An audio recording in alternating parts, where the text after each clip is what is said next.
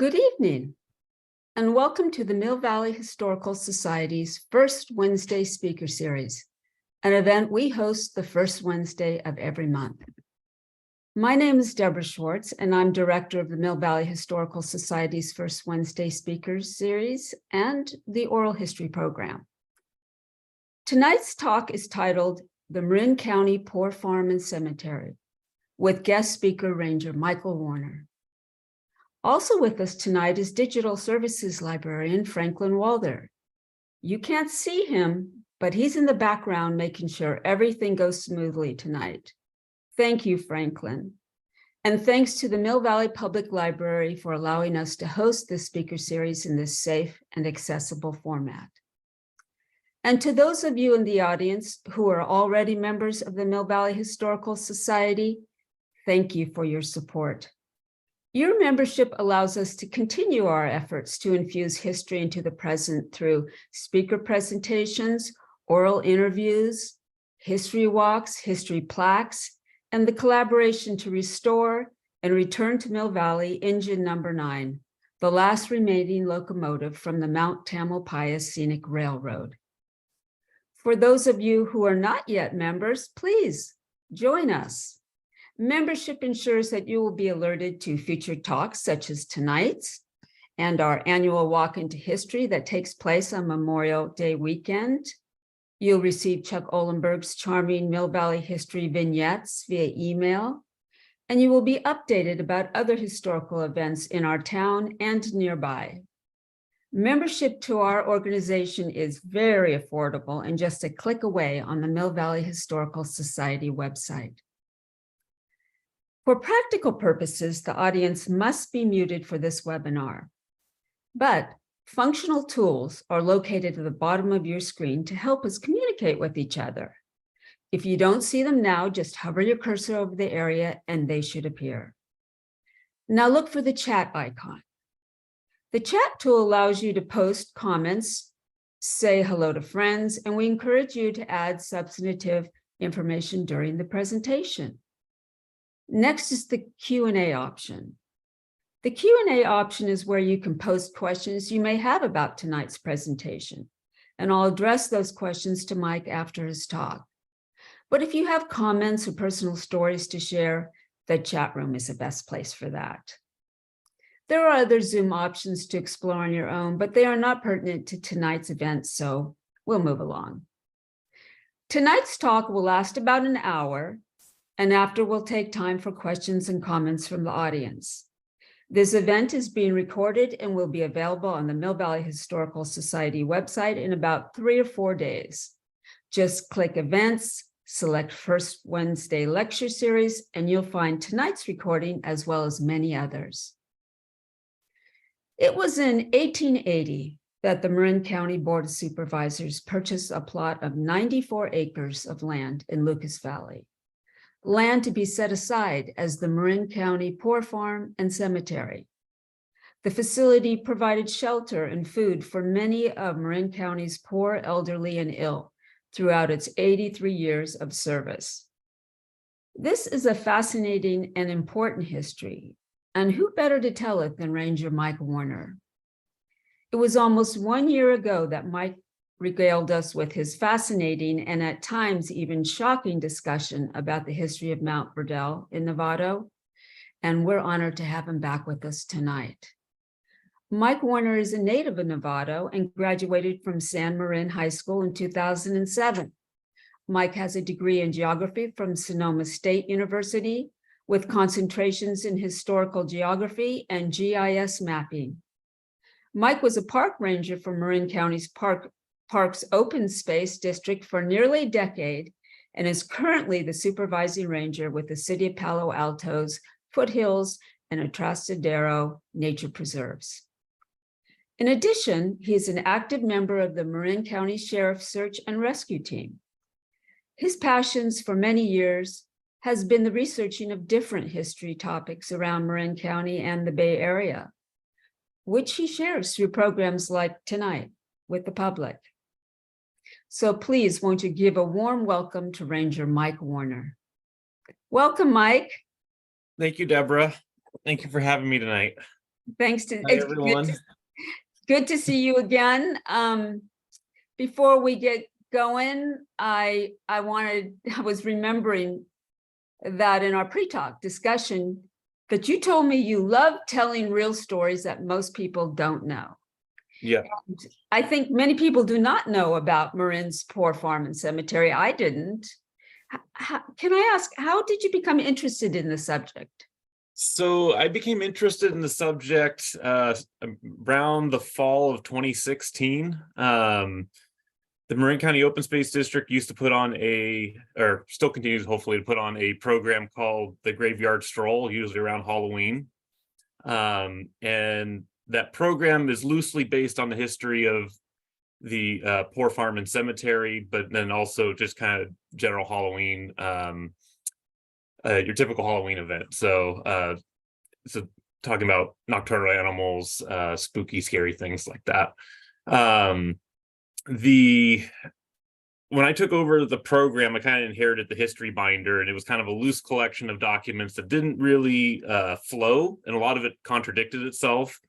And so I set about trying to rectify that issue, but then also try to bring that program a little more in line with the actual history of the resource that we were talking about, which was the Marin County Poor Farm and Cemetery. And what I found was the more that I dug into it, the more that I found it's a very rich history.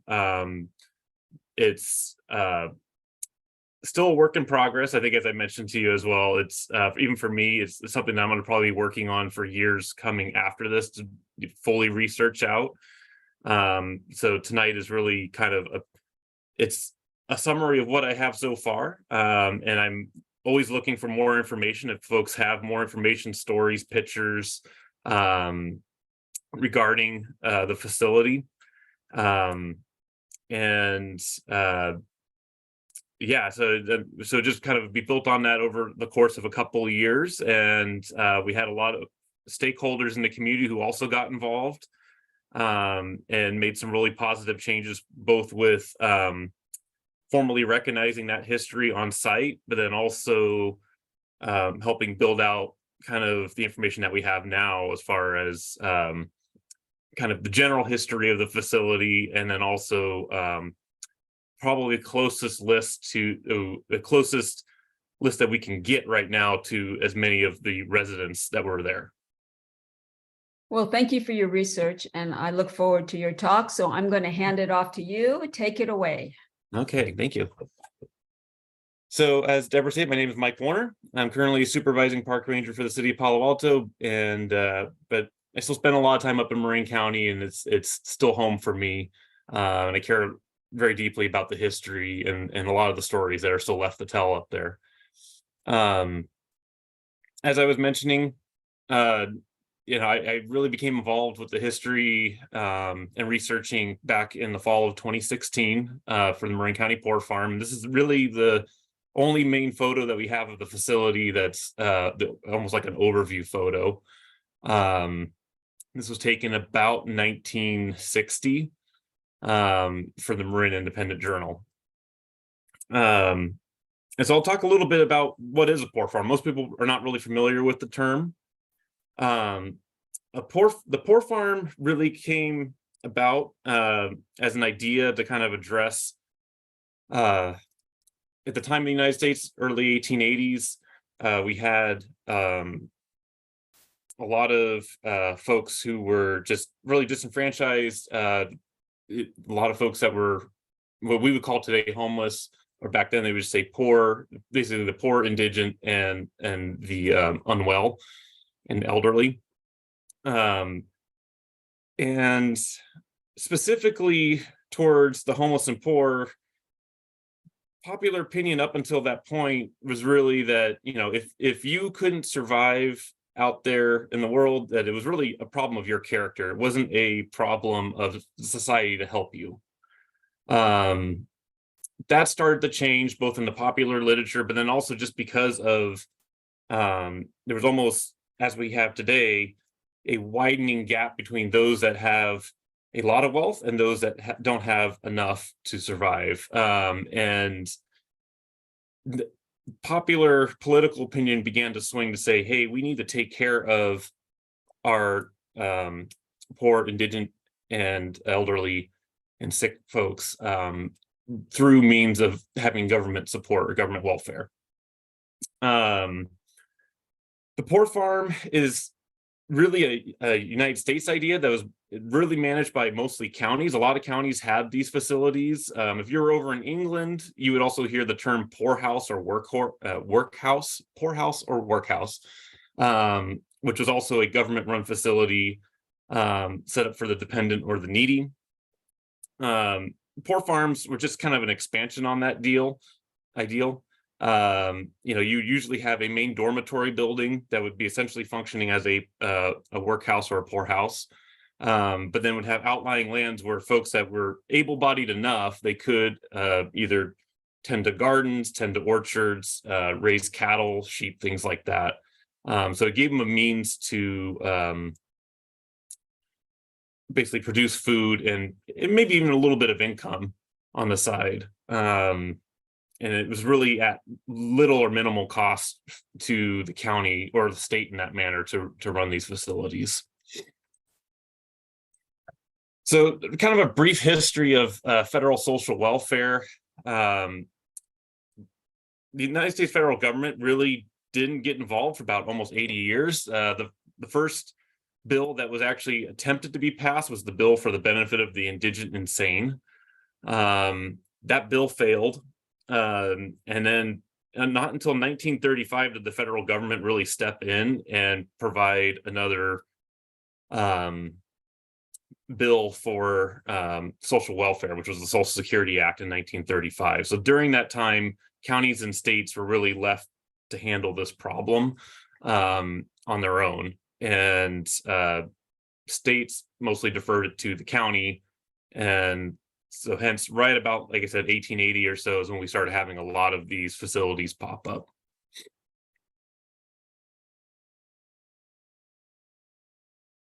The social context, at least in the United States at that time. So the United States, late 1860s, we're coming out of Civil War. So you say it was probably one of the most dramatic expansions of federal power up until that point in the United States history. We were moving into Reconstruction, where the federal government pretty much occupied the former Confederate states. After about a decade or so, Reconstruction, as we all know now, Reconstruction essentially failed, with kind of a backsliding in the political arena in the southern states, and kind of almost a withdrawal of the federal presence really at the state level. Also during this time, 1870s, we had vast expansion of wealth, kind of built on that economic boom from the Civil War, but you also had the construction. We had large amounts of immigration, so cheap labor at that time. So we have a lot of folks coming from Eastern Asia over to California. We also have a lot of immigration coming from Europe at that time. So you have a large labor pool that can be employed rather cheaply, and a lot of demand for goods and building materials. So for the companies, big companies, as I imagine there's time like Standard Oil, U.S. Steel, things like that, they vastly expanded. Railroads during this time were another big boom. So wealth for the top tier of society was really booming, but for folks that were down at the lowest levels, they were really getting pinched by rising costs of goods and rent, but then also not having very low wages. We really gave them very minimal purchasing power. So they were getting squeezed, just as the cartoon there kind of indicates, kind of on both ends. So this is also coupled with movements going on over in England, kind of led to a wider belief in social welfare, that it was really the government's responsibility to step in and help those that couldn't help themselves. And this started being reflective also just in popular literature and political art of the times. That actually, if you want to, if you research kind of the break between the ages are really, it's what we call the Gilded Age, the 1870s, kind of the boom of American wealth and the big companies, and then later on the Progressive Era. If you look up the Progressive Era, like political art, a lot of it is actually somewhat relevant to today. So it's very well done art. That's almost kind of timeless in a way. So the Port Farm was established. The County Board of Supervisors made an offer to purchase the land from John Lucas, who was the original grantee of the Las Gallinas, San Pedro, Santa Margarita land grant, and which basically encompassed what today is Lucas Valley, Terra Linda, and San Pedro Mountain area and China Camp. The purchase 94 acres, and the purchase was for about $5,000. Here's another kind of different map of the plot there. One thing that I do see that's misquoted often is that I think it's because of this article from July 22nd, 1880. The way that it is printed, it appears that they purchased almost 100,000 acres for $5,000, or $5,717.46. That's not correct. If you actually look at the plot map that's on there, it's 94 acres, but then it's broken down into the thousandths of acre. So it's a very precise survey measurement of the property. So to read it properly is 94 acres, and then it's 118th of a thousandth of an acre. So it's just the way that it was measured out. But that's something I see quoted in quite a few articles where it's misquoted as being almost 94,000 or 100,000 acres, and that's not true. Today, this is kind of where the property lines lay. So if you're a resident of Upper Lucas Valley, it's basically right where Lucas Valley Park runs through in the Rotary Senior Housing, and then you have the Jeanette Prandy Juvenile Center, Juvenile Hall, and the Marin County Open Space District field office. And in its day, Lucas Valley Road didn't run through the property. Lucas Valley Road was actually on the other side of the creeks where the trail is now. So Old Lucas Valley Road Trail is actually the original alignment, hence its name. So that picture, I would open it up for comment in the chat section, but if anybody has a few guesses about why would they, if you were building a farm, why would you want to select in a large portion of the hills above the farm? If anybody wants to add in their opinions in the chat, I'll wait a couple of seconds here. And Deborah, if you're there, if you want to read a few. Yes, I will. Let's see. Water.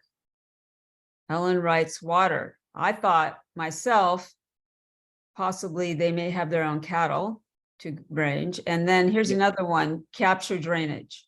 Yep. Bob. So a big part of it is they were able to establish a well up on the hillside and then gravity feed it down to storage water tanks, and then feed the farm with water that way. But then also cattle is another reason. They did have, I think at their peak, 36 cattle. So so graze land for that. So yeah.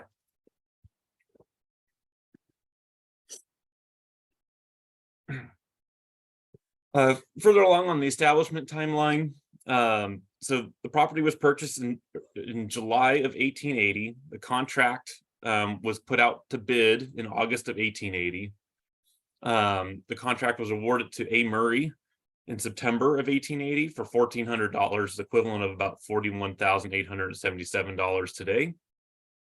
And then Peter Van Bieber and his wife were appointed superintendent and matron respectively on October 18th, 1880.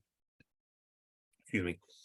The first burial on the property occurred in January of 1881, and it was William Dever.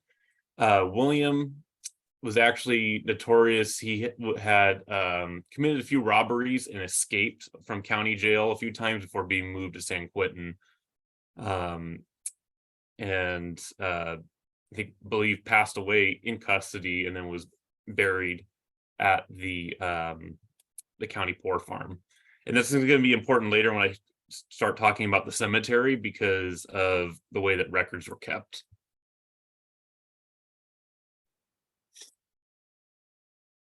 The early years at the farm, it was really they had a single 2-story building with about 20 beds.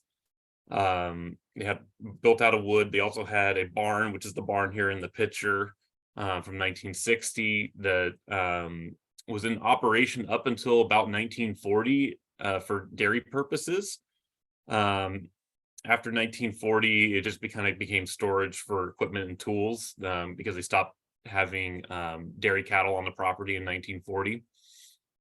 And all the folks kind of just read through that. The article on the left is the assessment by the Marin County grand jury in January of 1889. And the important thing to note too, as we get into the discussion about the cemetery, even in January of 1889, which is only about 9 years after the facility opened, they were already having issues with keeping track of records of folks that were buried there and then the maintenance of the cemetery. This is the general statement for they would post every year in the newspaper, or actually about every 6 months, to kind of recap expense reports from the county farm. So very transparent, even by today's standards. And I'm not going to list through the costs of everything, but the main thing to take note is that the state would pay $100 for every patient that was admitted to the facility over the age of 60. And they would pay that $100 every 6 months. And a couple other things that it kind of like of interest to point out. You can kind of see the expense. $100 at $1,886 is equivalent to about $3,245 today. And there was, I believe, where it talks about fruits and vegetables is essentially that was actually in the positive. So that was what they were selling from the farm, kind of in this middle section here. I don't know if you can see my cursor.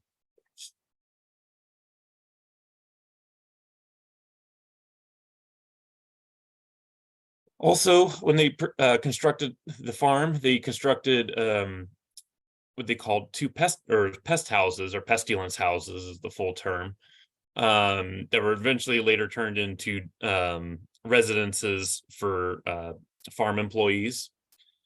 These houses were built mainly for folks that had communicable diseases such as smallpox, typhus, scarlet fever. You also had tuberculosis as it came along later. But that role really later got filled by Arequipa Sanitarium out at Bothene, kind of above Fairfax. I think about 1906 is when that came in.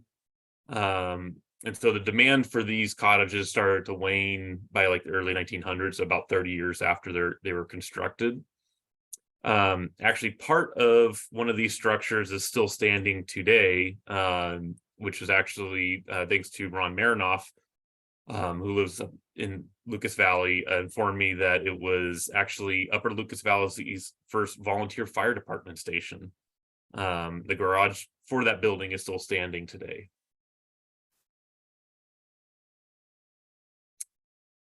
A.W. Taliaferro was also appointed the visiting physician for the poor farm facility.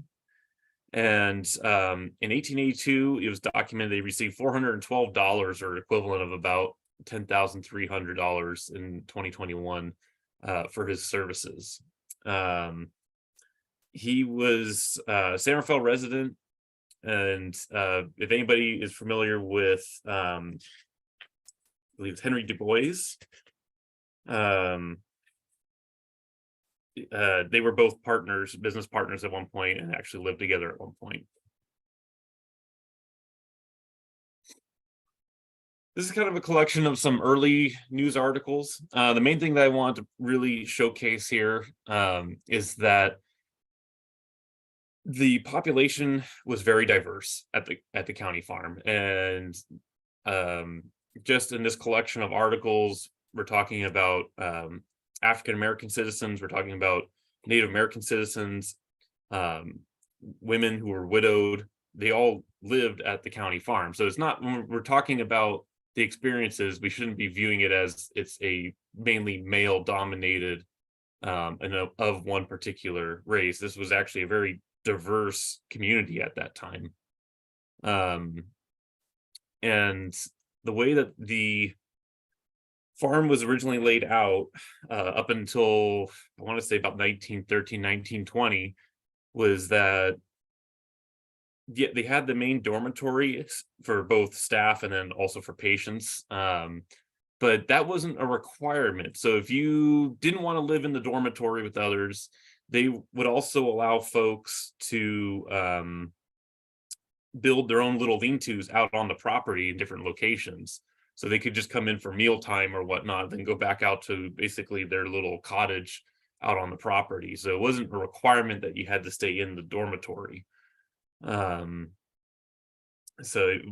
you know, it's, for its time, it was very like it's liberal in its management practices. Though, as you can see by the article in the upper right hand corner, the County Board of Supervisors in 1900 passed about 20 years after its inception, passed a ordinance requiring folks to work on the farm if they were to live there. I don't know how long that ordinance stayed intact, because the mention of that ordinance seems to fade fairly quickly, and definitely by at least the 1930s, if not even sooner, probably 1920s, it wasn't a requirement. It was obviously, based on the records, not a requirement for folks to have to work on the farm.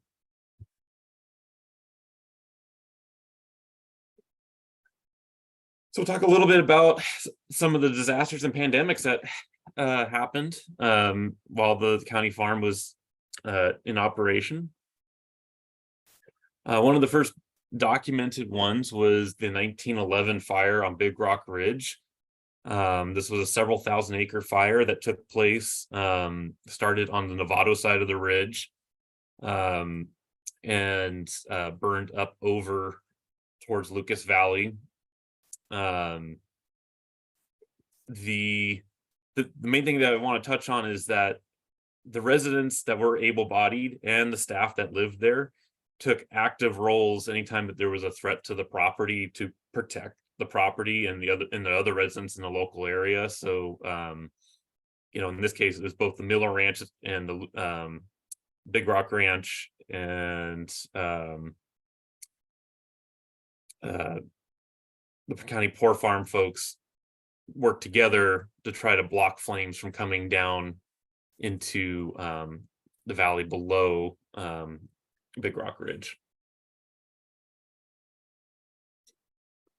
And this article kind of goes a little bit more in detail about the poor farm, and that day that the fire burned down towards it. William Jones, who was the superintendent at the time, fought the fire all day long, aided by only one of his assistants for a while. And that photo that I showed earlier, where you saw the person actually using a sack to beat out the grass fire, that was a standard practice at the time, even up until about the 1930s, of fighting small grass fires. Was, if you didn't have hand tools, you would use gunny sacks that were, you know, basically canvas sacks that were wet down with water, and beat out the flames. A very laborious activity, but it was effective in a lot of little grass fires. If it was anything more than a grass fire, wouldn't be very effective.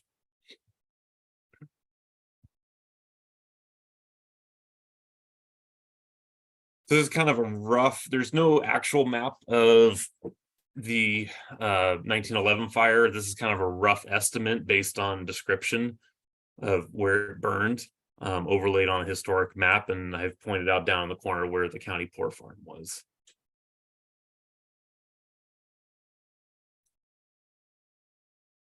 1913, about 2 years later, there was also this was an event that really changed the layout of the county farm.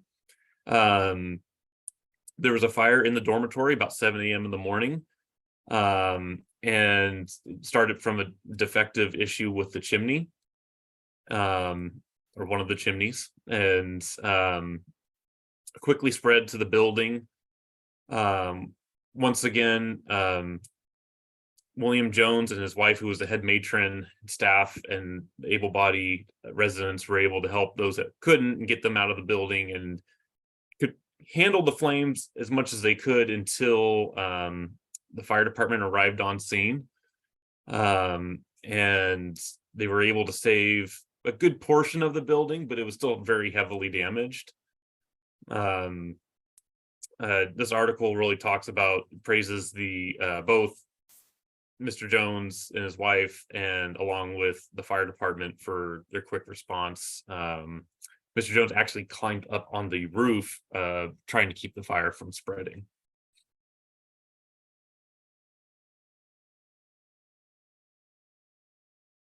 So shortly after, they began plans for rebuilding the main dormitory, but then also modernizing the facilities.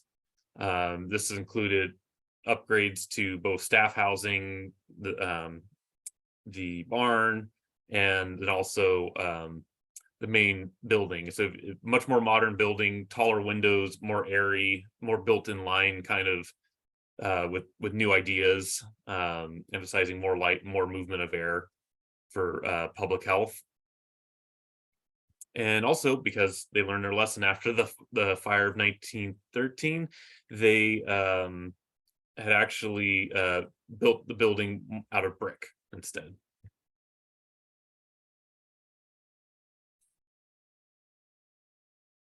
So here's a few more articles regarding the building of the new dormitory. And August 13th of 1913 was when the bid for construction went out. Spanish flu pandemic. So this is actually something that, with the pandemic, I want to start looking into and researching more. I know the facility dealt with it. There's very little records though, and not very much in the newspaper archives. So if anybody does have any more information on this, I really would like to find out more. So it's the county farm, definitely was involved in it to some degree. There's a couple of mentions, but it's not very much information on it. But you can imagine, with a population of folks that are elderly, that are also possibly not in the best health, have come from being homeless essentially, or have mental health issues, trying to deal with that in that type of situation is kind of all hands on deck. And there's probably a lot of parallels we could draw from that time there to our time now, especially during our most recent pandemic, with all of the programs that we institute and trying to help homeless folks get off of the street, Project Home Key, and get them into isolated, or not, I shouldn't say isolated, but into structures so that, kind of slow down the spread of disease.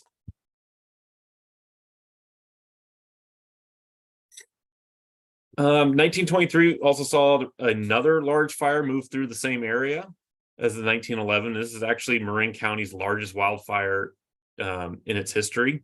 Roughly 40,000 acres. It was a 3-day fire that burned from Ignacio, that burned all the way to Bolinas Ridge.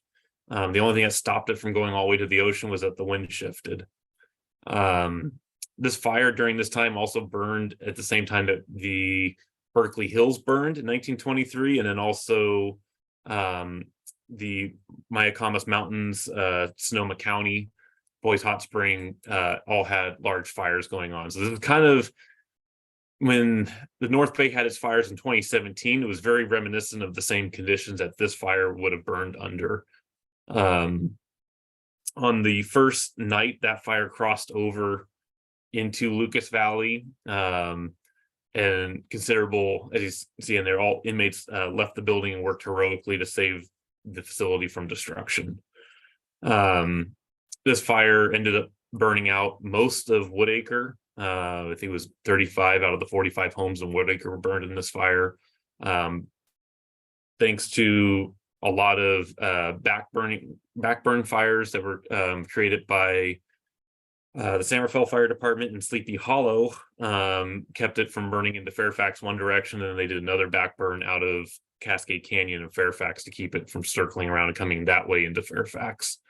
So this is a very interesting event has a lot of history even to its own self. And a lot of the large fires in Marin have only been partial reburns of that fire. So that's like essentially would be considered like our Tubbs fire if it's going to happen again sometime in the future. This arrow right here is just indicating where the county farm's location was during this event.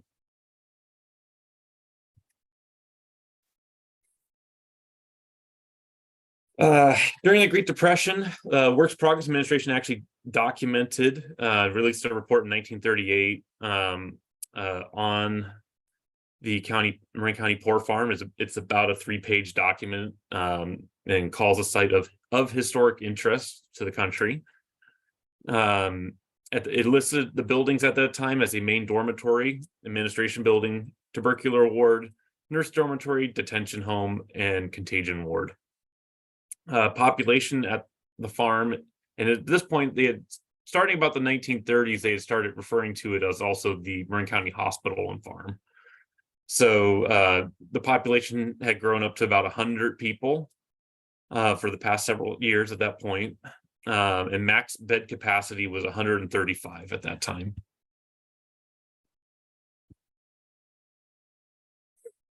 This is an aerial photo taken from about 1952.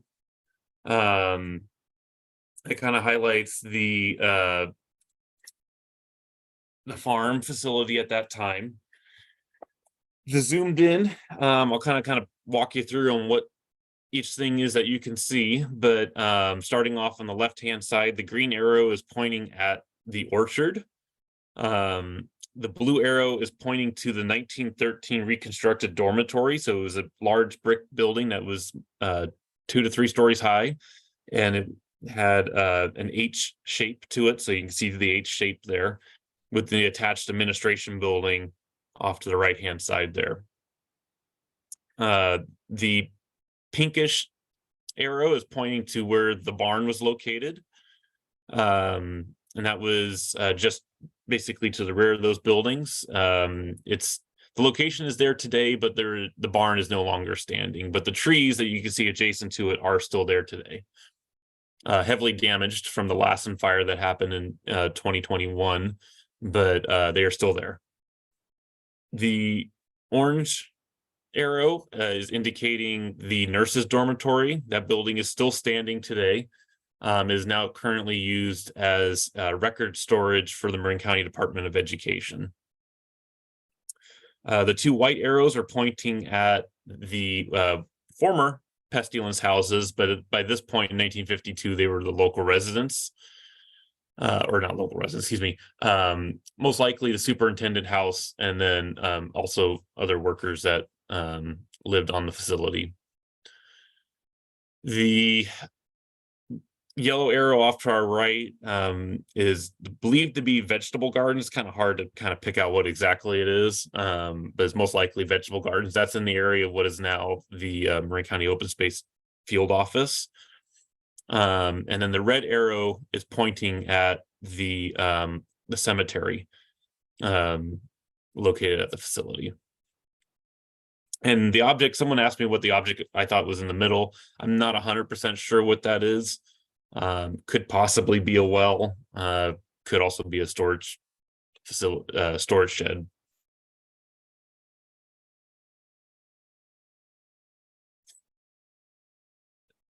These are a few more articles. Most of these articles are from about 1940 to 1955, along with some of the photos. The upper photo on the left is, I believe, in one of the barns, as workers are working in one of the barns, and then the lower photo is on the upper deck of the dormitory building. And it was kind of interesting, this article up in the right-hand corner, I believe it was about 1945. They eliminated the tradition of issuing tobacco rations. And as you can see, they do mention further down that even some of the folks that used to work at the facility many years ago also recalled that it was a custom to issue daily whiskey rations of 3 shots each to each resident at the county poor farm. But both of those were eliminated. But I don't know exactly when the whiskey ration went out of practice, but the tobacco lasted a little bit longer. And by this point, about so as I mentioned earlier, by 1940, farm operations were really starting to slow down. They were forced to get rid of the cattle on site. The gardens were still there, but they're being less and less maintained. Same with the orchards. The facility really kind of shifted to more of what we would kind of think of a traditional convalescent home at that point. And by about 1950, most mentions of it referred to it as the Marin County Hospital or Marin County Farm Hospital.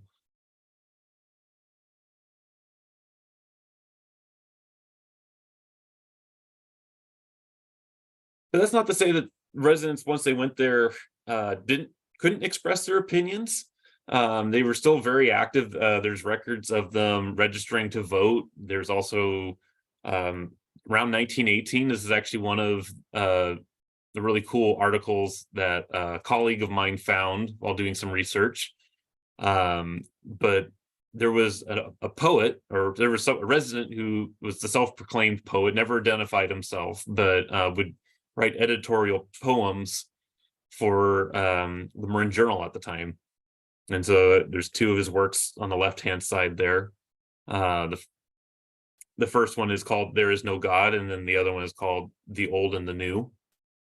Additionally, later on, as you can see, there's another editorial piece here, more towards, I kind of lost the record of when I found that. I need to find that again, but I want to say it was about 1960, because there was a lot of debate about that time on whether to build a new county farm/hospital or to reappropriate those funds elsewhere. So juvenile hall was one of the receivers of those funds.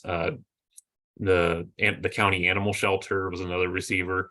And this was an editorial piece that was actually written by a resident living at the farm, demanding that the county needed to really take a hard look at reassessing and investing more in its residents there.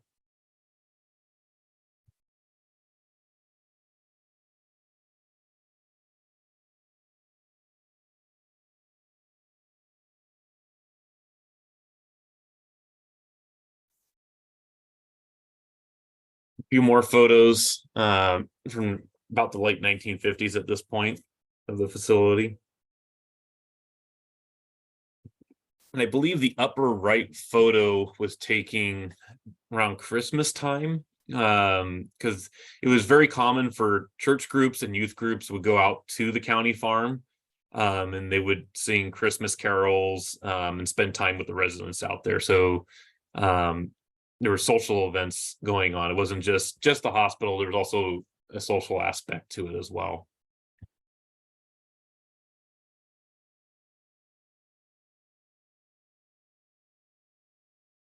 So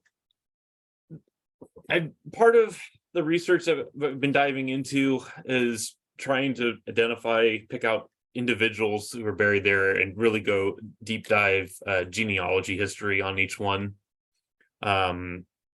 It's something that's going to take a long time to complete. There's somewhere in the neighborhood of, we know of at least 268 recorded burials at the facility, but there's possibly up to about 1,500 that either died at the facility or were buried based on the California Death Index. And there's just really no good record of who was there from what time to what time. So it's potentially a couple thousand of stories that we'd have to research out.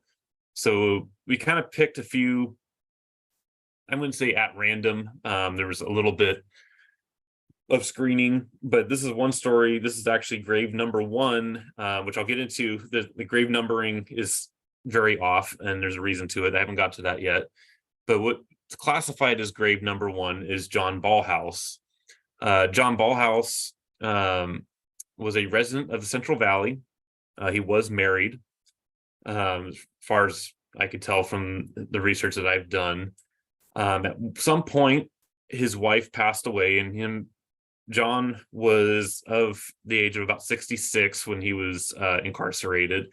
But around the age of 65, 66, he began traveling up and down the Central Valley, presenting himself as a member of the Masonic Order, who was down on his luck and needed help, and basically soliciting charity from fellow Masons, and then would disappear after getting those checks or that money received. And he was also not paying the bills that he incurred during his travels. He was also he claimed when he was incarcerated that he was also a blacksmith by trade, and there was some mention that he also had alcohol issues when he was booked into San Quentin. And that's his booking photo. In 1909, he was eventually released in 1913 from San Quentin. And he went on to live at the county poor farm for about the next 11 years. He registered as a voter. He's registered as a Republican voter, I believe, in 1915, if I remember my documents correctly. Another resident, and this came out of a more directed screening of all of the known burials, or excuse me, he wasn't a resident.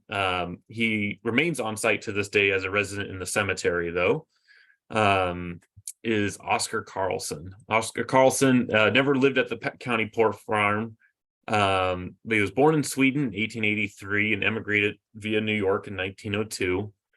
The 1910 census placed him in Alameda County, or in Alameda City, excuse me, living with 4 other people and working in the theater industry.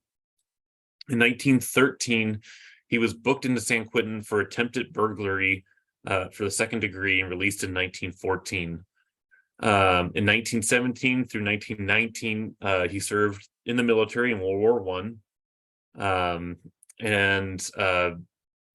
By 1920 was living in Sonoma, where he applied for U.S. citizenship. By 1930, he was also living in Eureka, and then 1940 back in Sausalito, he was working as a fisherman. In 1949, he stepped off a bus in Black Point and crossed in front of the bus without looking for other traffic, and was struck by a car and killed. And having no family in the immediate area, was buried at the county poor farm, and he is grave 244. And this is the reason why his record was researched out was because we have been doing kind of a screening, which I'll get into, looking for veterans and why that's important. I'll get into that a little bit later. And this is his actual Census Bureau document underneath here, next to his mugshot from 1913 at San Quentin. And so if you're interested in doing research, I also highly recommend San Quentin has a lot of good photos and records that have been added to ancestry.com. So it makes it really easy to find good photos of folks that you want to research if they've been convicted of anything. Another resident, and I'm not trying to go for a theme of those that were convicted, it's just kind of where we get easy photos during this time period, was, excuse me, not a resident, but was buried at the county poor farm, was Marin Edgar Thompson. He's probably the most notorious person buried out at the county farm. He was convicted to 99 years for kidnapping, murdering a police officer in Amarillo, Texas. He was also had prior convictions for bank robbery and escaping custody. He was a participant in the Battle of Alcatraz, and was one of 6 inmates who attempted to escape, which resulted in the murder of 2 prison guards and the wounding of 13 others.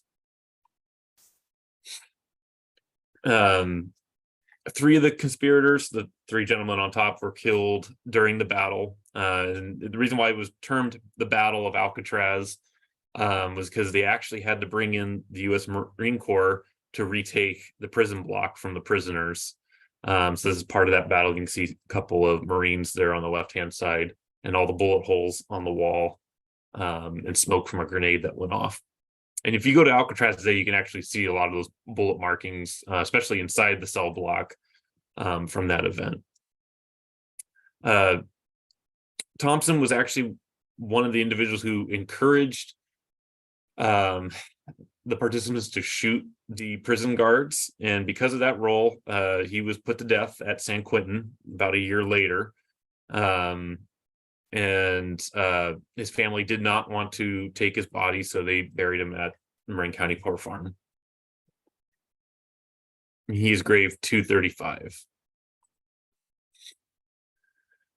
So since we were speaking about the cemetery at the Poor Farm, this is another part of the research that's still, a lot of it's ongoing.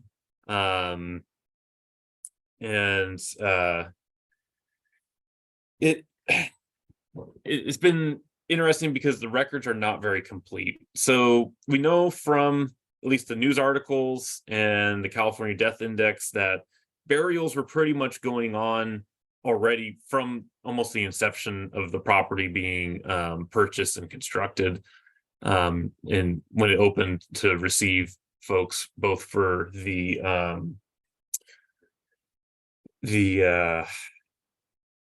for residents, but then also the cemetery opened to receive folks.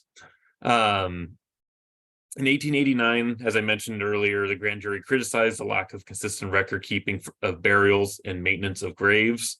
And this was also repeated again in 1913. Prior to 1924, there was 3 locations actually on property where the deceased were buried and eventually had to be exhumed and relocated to their current site.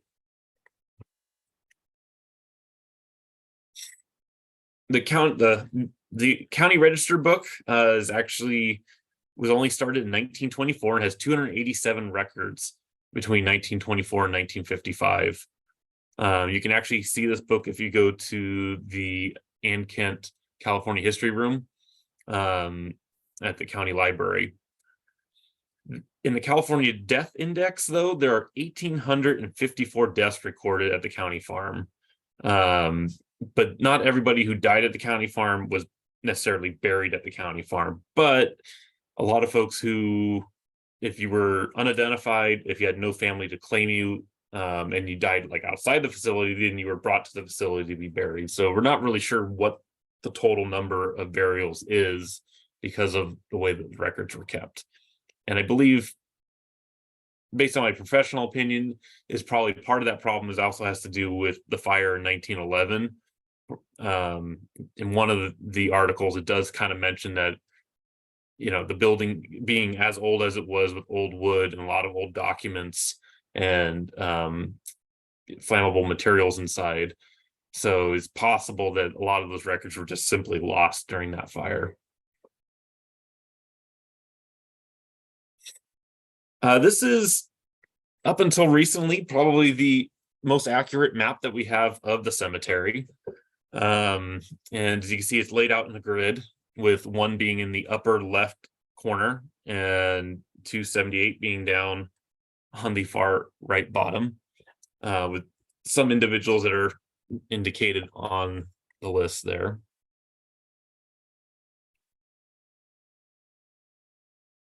And the 1924 system used these markers, and what these markers were is they would essentially take a coffee can, fill it full of concrete, and then place 2 spikes with a bronze plate in there, or excuse me, copper plate in there. That copper plate, so they actually would keep these tags on a wall somewhere, because we have a few of them that have come dislodged, and they would actually have a different number on the backside. So they would, you know, if they were doing the 160 series, they would just make a bunch of ones that just said 16 and then leave the number blank. And then they would have it stamped on both sides. So these plaques weren't necessarily custom made per individual. They would just basically, when they had someone brought in, they would just go get the plate and then stamp it with the correct number. It has led to some confusion, because some of them have completely different numbers on the backside, where it'll be like 54 on one side, but then you flip it over and it's like 172 on the other side. And you're like, well, where did this come from?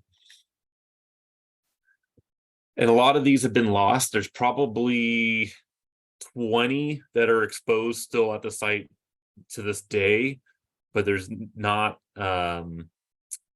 they're starting to crumble and fall apart. They were, you know, like, they're very hastily made. They're not made to last any significant length of time. This is the general layout. So that grid, if you can imagine it, starting up here in the left-hand, kind of the upper left-hand corner of that red box, that grid goes across that space in the red box. Now, the yellow box that you see above it, kind of underneath all the cypress trees there, so this is where things get interesting. We know that they did have 3 different sites originally, that they eventually condensed them all into one location. The folks that were buried after 1924, they were buried with coffins, and they were buried at a traditional 6 feet deep in that red box, in that grid, essentially. The folks that were basically exhumed from other locations on the property and brought to the new designated cemetery area around 1924 are all buried in that last kind of 20 to 30 feet between the fence line and the grid system of graves. And this was found out via one of the planners who worked for Marin County Open Space District, who informed me of this, because they had exhumation that took place in 1996. And part of that, they did research out the other burial sites, which are mostly developed now. And they did testing to see if those were occupied, and those were not. But they did find that there are additional graves basically between the grid system in that red zone and the fence, which is now that yellow block. We don't know how many graves are there, but we do know that they are buried at approximately 18 inches deep to 24 inches deep, and that they are how to put this is they are not the remains that are not consolidated in coffins. So they basically bagged them and dug holes and placed them. So that area of the cemetery is to me, should be regarded with the highest respect, because the remains are very close to the surface there.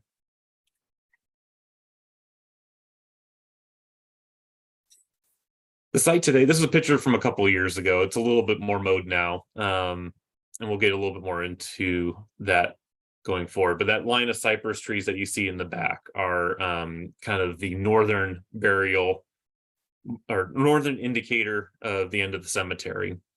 The cemetery is fenced in on the eastern side by a couple residences, the southern side by Jeanette Prandy Way, and then there's a drainage ditch on the western end. And an interesting fact, at least after 1924, all of the burials have folks facing to the east. So they're facing towards the rising sun.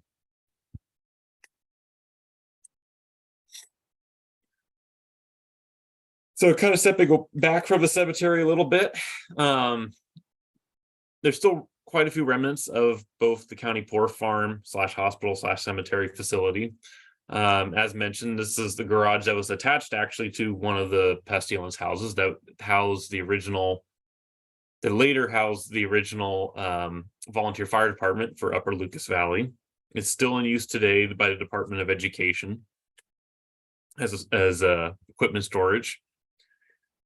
And then there's also the picture on the right is a lot of the rock work that was done mostly around 1913 when they modernized the facility, maybe a little bit later going into the 1920s. This is a stairway that actually kind of dead ends into a fence. So it's the original route of travel has been blocked by new development, but the retaining wall and the stairs are still there. This was shortly after the Lassen fire in 2021. But it allowed for the clearing of a lot of grass, and this is actually the storage water tanks on the hill above the county farm facility. These are quite large, at least several thousand gallons, if not more. And there's a valve box stamped 1896.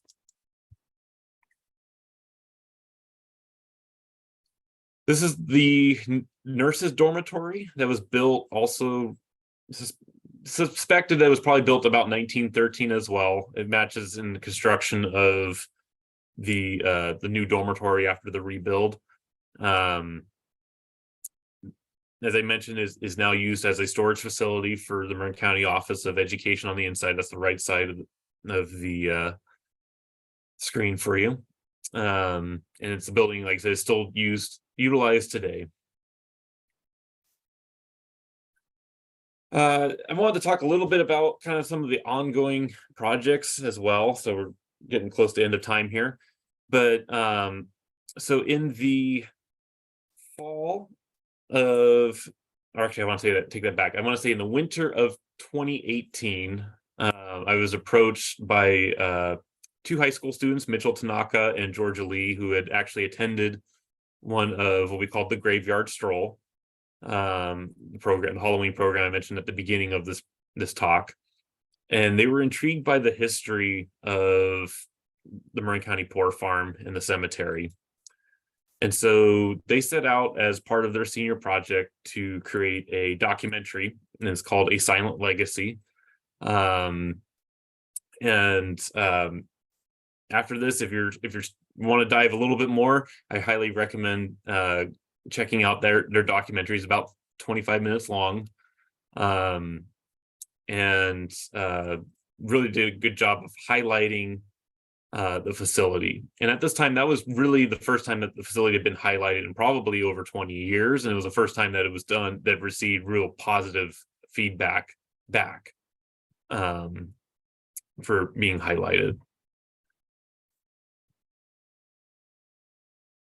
Out of that documentary process, we started getting a lot of community stakeholders who want, and including Mitchell and Georgia, who really wanted to find a way that they could demarcate and show the public that this facility did exist. These people do exist. So there was a lot of public comment periods going on, written comments submitted, public polling, community meetings. Finally got around to about the summer of 2019, and we were able to break ground on placing some fencing and also doing a lot of vegetation mowing and cleaning up of the site, which was long overdue. So picture on the left kind of shows what it looked like prior to that. And then now, this is actually about 2 weeks ago. And it's tall grass right now, but they usually, after birds nesting season in August, they usually will mow it down the rest of the way for fire fuel danger now. But there's a nice little sign there, which wasn't present before, that also talks about the history of the county farm cemetery.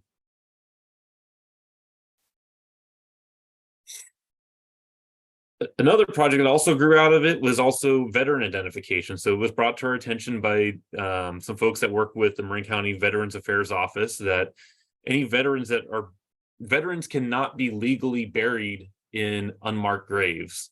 They have to be buried, if they are in good standing, they have to be buried in either a federal cemetery or be in a site that's demarcated. And by demarcated, meaning that the site has to have actual boundaries, so like fencing. It has to have a marker for the grave site, and it has to have a flagpole that's lit overnight. So there always has to be an American flag flying over their grave. So out of that, a few folks, we also had help from the Marin County Genealogical Society, I believe. They did a lot of research and identified that there was 13 possible veterans, that those names were sent off to the Department of Defense to be verified. Once we do get confirmation from the Department of Veterans Affairs, and that would be what triggers whatever the next steps may be. So possible options would be exhumation. The other possible option is just demarcating the site to follow federal law. The problem with demarcation, though, is, as I mentioned, a lot of the markers are missing, and we're not really sure who's who and where they are in the property, and it's really hard to track folks without doing a lot of further surveying. Part of that, we did have some help from Sonoma State University just prior to my leaving from Marin County about 1.5 years ago, with doing ground penetrating radar. So if you live in the local area, you might have seen the folks out there with a device very similar to this. And that's what they were doing, is trying to establish where folks are buried, how they're buried. So then we can actually have a GPS pinpoint and have it on a map of where each grave is. And then based off of that hand drawing map, know which number they are. This also, of course, helped us with the section where we had folks that were basically the combined burial from those 3 other sites, and trying to learn how extensive that burial situation is, so we can better protect that area. And with that, that concludes my talk for this evening. I'll open it up for any questions or comments. Mike, so good. I have so many questions, but I'm going to start with some questions that came pretty early in your presentations. By the way, thank you for a wonderful presentation. Interesting. This is from Anne, and it's a good question. With the Chinese Exclusion Act of 1882, were there ever Chinese residents or burials? I'm not aware of any. I wouldn't say that there isn't. But yeah, given the Chinese Exclusion Act of 1882, and there was just a very strong pressure for Chinese immigrants to leave the country by that point. But there were small communities of Chinese Americans, so it is possible that there might be a few that we're just not aware of. And that's something that we have to vet out with more research. Because as you know, China Camp stayed even after, granted, reduced in size, but the community was still there even after the Chinese Exclusion Act. Were there ever children that lived here or buried there? So there's no record of children living at the farm that I'm aware of. There are children that were buried. Actually, I take that back. I remember, I think I have one story that I found in an article recently that talked about a 17-year-old girl who was also kind of involved in a crime spree, or it was kind of I'm probably not going to do the story justice, but she was, I think, on the run from the law, but then ended up at the county farm and they gave her a bed. And she stayed for 3 days, and then she jumped out a window and stole a car from the farm, and fled. So I guess kind of technically she's a juvenile. There are children buried at the cemetery. That's part of the history. There's a few infants, or quite a few infants that died either during childbirth or just shortly thereafter. I'm trying to think. I don't think there's very many. I would say most of the children that are buried there are probably less than a year or two old. I don't remember seeing any records of anything really between younger adolescents and teenagers. So I'm surprised that San Quentin didn't have its own cemetery. San Quentin does have its own cemetery. I don't understand why. I'm not 100% clear on why Thompson was moved from San Quentin to the county farm, other than maybe that the San Quentin cemetery might have already been closed by that point. It just seems in your discussion that people that fell through the cracks might inadvertently end up at the farm. Yeah, a lot of people that were discharged, like Carlson and Ballhouse, were both discharged from San Quentin. So they were released, because at that time San Quentin wasn't, because now San Quentin holds a lot of folks that are either on death row or have felonies that are not eligible for release. But back then it functioned much more kind of in the way that our county jails function now, and just kind of a quick overview of how jails and prisons are supposed to work. Jails are really supposed to be less than a year, and it's only while you're during trial. They're not really meant to hold people for long term. Prisons are for extended sentences and people that are convicted. Now what you kind of see, because of, well, things are kind of changing in California, but probably the synopsis of the last 10 years, you had a lot of folks who were held in county jail for extended periods of time because either they just didn't have the facilities to hold them elsewhere, or they just had more prolonged cases, things like that. They just had to stay in county jail in custody. So it's so San Quentin operated very differently, I should say. And basically what we would consider minor offenses, like actually these offenses that they committed were basically burglary or theft, would be almost kind of cite and release in today's society. So they were there for maybe a year or 2 or 3, I think in Ballhouse's case, because it was fraud, and then released back into society, but they didn't really want to reestablish themselves, or couldn't reestablish themselves independently. In Ballhouse's case, Carlson did reestablish himself. He became a fisherman. He served in the military, and then his journey to the county farm was really because he hasn't had any family to claim him. Ballhouse, on the other hand, just migrated there and then ended up staying for 11 years, living there before he passed away in 1924. So I have to ask, why are they buried facing sun? It's the belief that as you cross out of this world, that you're crossing into the next one, that you're coming into the rising sun. So it's kind of like it's like a hope thing. It's really how to put it. It's go to the light. Hope of another life, basically, and a new fresh start. Here's a question from Bob. There are remnants of a pipeline that runs along the trail behind the former Poor Farm property. Can you tell us anything about that? The pipeline if I believe it comes down kind of on the west side of, if it's the one and the same that we're thinking of, it comes down on that west side of the property, kind of between the homes on Mount Lassen and the farm facility. And that pipe comes from the water tanks that you saw up there. It basically kind of snakes its way down, and it comes out in the field.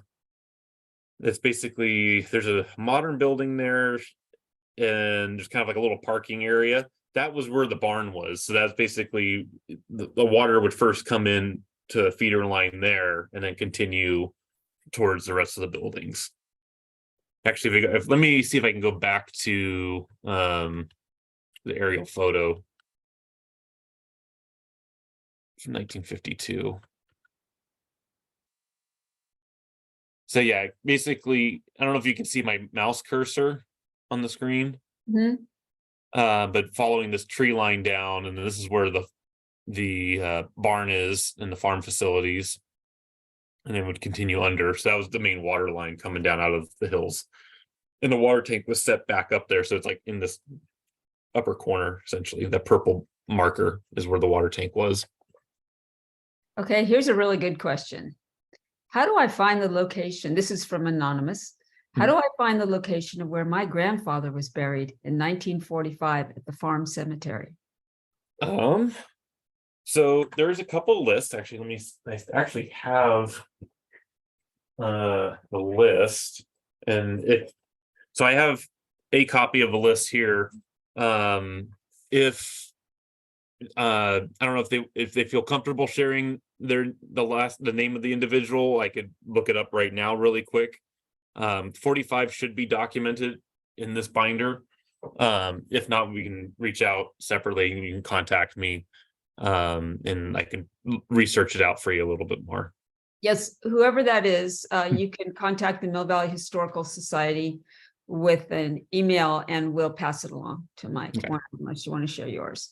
Here's another one. This is from Frederick regarding someone you spoke about. His name was pronounced Tolliver, although written Taliaferro, it's an old Virginia name. Thank you for the correction on that.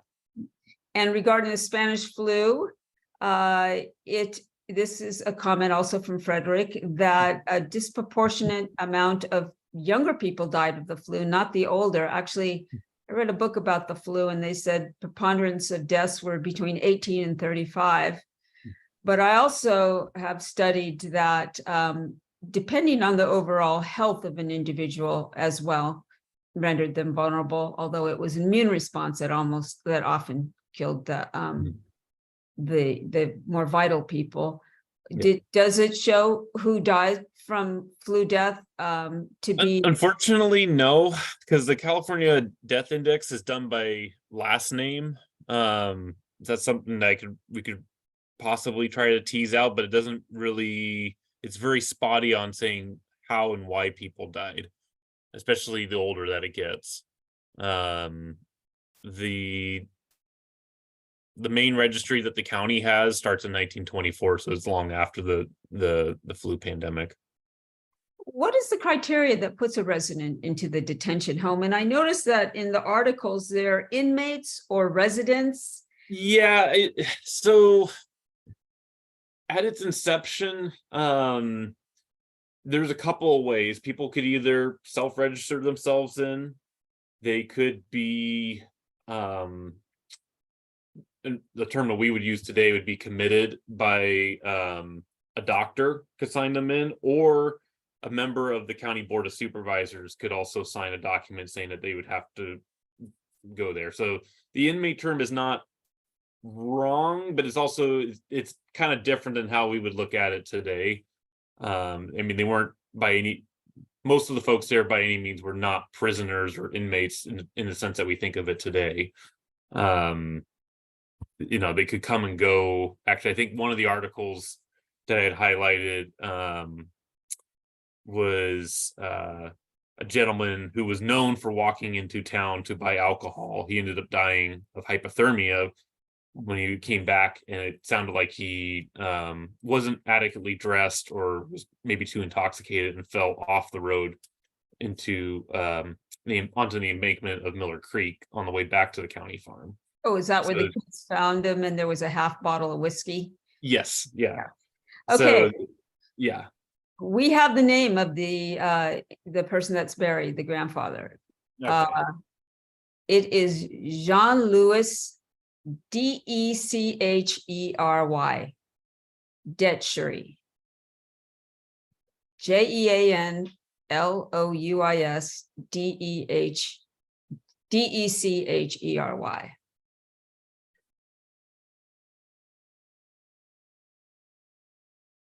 He said 1945. Yes.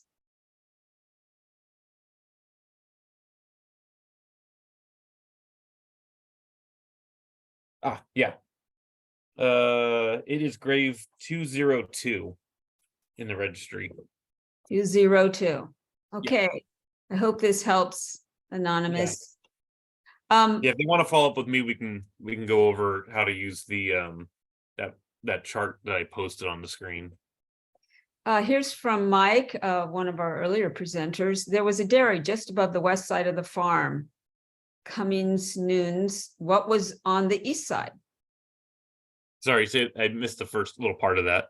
There was a dairy just on the west Yes. side of the farm.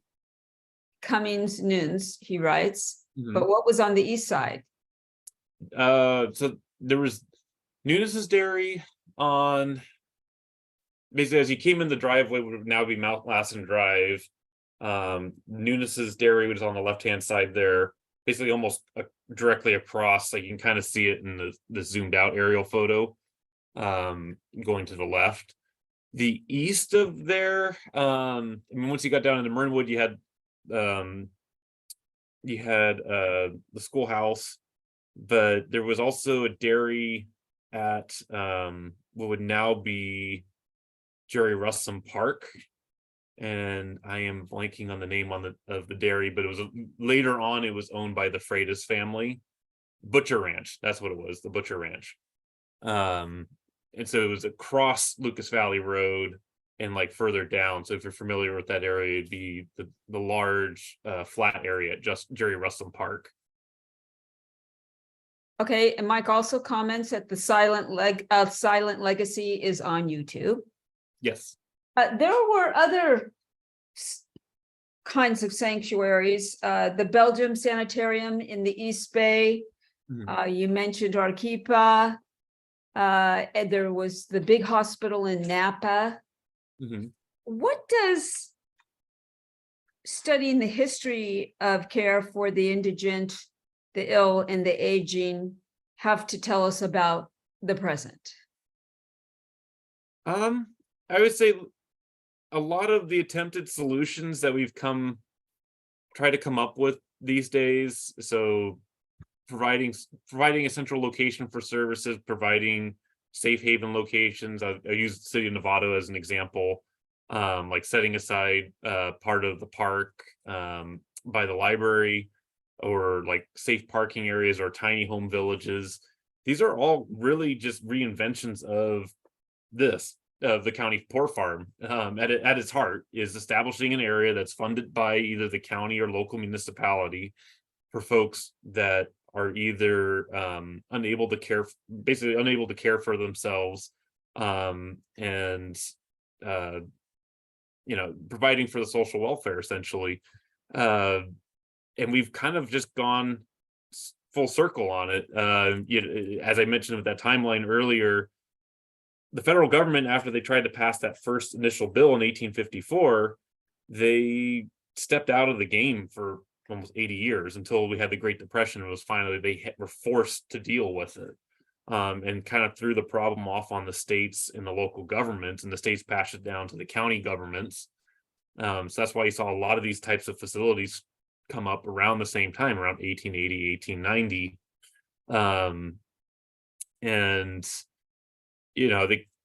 if kind of familiar with American history, so we've had, obviously the Great Depression was a great expansion of social welfare, and up until about the 1960s, and then you start seeing the pendulum slide back the other direction. And I think, as we discussed earlier, like a lot of the closures of the mental health hospitals, or farm facilities like this. Ultimately, what ended up happening was this facility was basically red tagged. It was deemed unsafe for folks to live there, and they transferred the last 20 patients out. They split them up between different convalescence homes in Terra Linda, and in San Rafael. And then the facility sat mostly intact, but unused for I want to say about another 20 years before they started. They tore it down, and then where most of the facility is now, or was, is actually now Rotary Senior Housing. So the county basically farmed out that responsibility, providing homes for the seniors to a private entity. So, okay. Now, my final question, and then I'm going to read a couple of comments and we have to go because we're getting right up to the time here. Yeah. Is there anything that we haven't talked about that you'd like to add? I think the main thing about this project is it's still a work in progress, and it's really dependent on everybody's interest in it. And it's not something I can take on personally fully on my own. And I think one of the really rewarding things about having been involved with this was that I've met a lot of really good people along the way who have, were inspired by telling the story. And that at our core as a park ranger, we're really the guardians of the stories and guardians of the natural resources. So like being able to share the story inspired folks to take action in their community, kind of grassroots political action. And then it's them being inspired and taking action, then inspired and made other people take action and start taking looks around their communities. And it's just kind of just been this one positive step leads to another positive step, and it's just kind of this really beautiful chain reaction that's been happening. So it's very humbling, and it's very awesome to see it occurring. And I should actually mention a couple of those folks. As I mentioned, Georgia and Mitchell were very instrumental. A lot of their families, friends. Ron Marinoff, who we chatted with a lot. Board of Supervisor Damon Connolly. The Marin Geological Society, Marin County Library, and Kent Room. A lot of the folks in higher management, the Marin County Parks and Open Space District, specifically Sam, Jason, Chris Chamberlain, Steve Petterly, Brian Sanford, Max Corton, and Jim and Sean over at the Marin County Department of Veterans Affairs. So it's very much a group effort. And I should also mention the Anthropological Research Center up at Sonoma State University as well.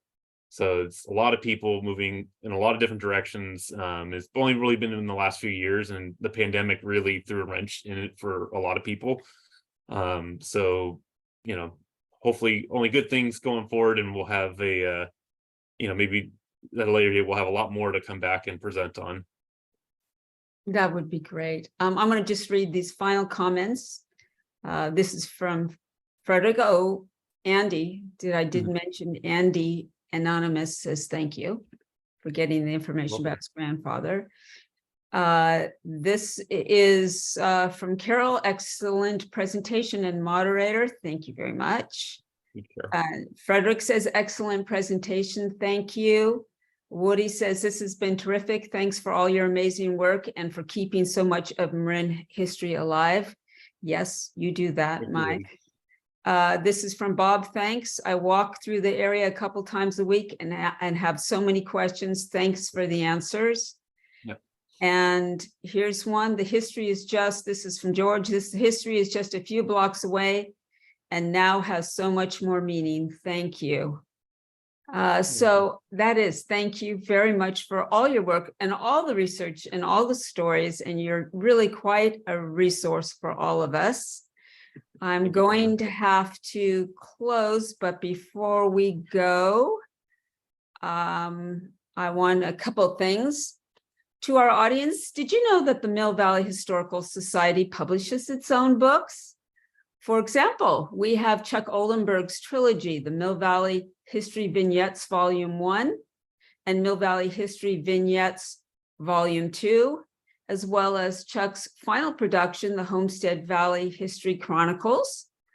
Also available is Adventures of Two Miwok Children, written by my dear friend and former board member, Betty Girk, with illustrations by Edward Willey. And this beautiful book brings alive Marin County's Coast Miwok legacy as it explores the daily lives of a real boy and girl who lived in neighboring villages on San Francisco Bay in the late 1700s. The little boy in the story is named Huik Musa, but he would grow up to be known as Chief Marin, Marin County's namesake. This is a precious and visually stunning book and a great gift for children and adults. So please visit our website to order. Your patronage is most appreciated and allows us to continue to expand our inventory over time. So that about wraps it up. Special thanks again to Mike Warner, Ranger Extraordinaire, and thanks also to the audience for your interest and patronage, and to the library and to Franklin. Our next First Wednesday guest speaker is Marin City's Felicia Gaston, and she is a force of nature and will be here to talk about her book, A Brand New Start, the story of World War II Marin ship and the legacy of Marin City. Now, the talk will be a Q&A format, which allows for a lot of audience participation. And we're not quite sure if it's going to be a Zoom talk in September or an outdoor live event in October, but we will keep you posted with updates, both in the Mill Valley Historical Society website and via email. Till then, be well and good night. Good night, Mike. Thank you. Have a good night. Thank you for everyone for coming. Thank you, audience. Good night.